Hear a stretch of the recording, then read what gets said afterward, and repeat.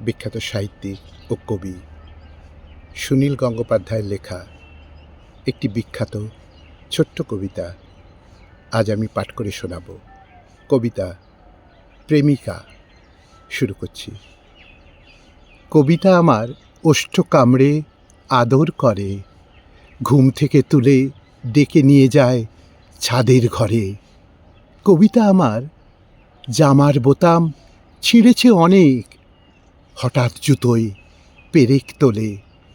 কবিতাকে আমি ভুলে থাকি যদি, অমনি সে রেগে হঠাৎ আমায় ডবল ডেকার বাসের সামনে ঠেলে ফেলে দেয়। আমার অসুখে শিয়রের কাছে জেগে বসে থাকে। আমার অসুখ কেড়ে নেয়া তার প্রিয় খুনসুটি। আমি তাকে যদি আয়নার মতো ভেঙে দিতে চাই, সে দেখায় তার নগ্ন শরীর। সে শরীর ছুঁয়ে শান্তি হয় না, বুক জ্বলে যায়।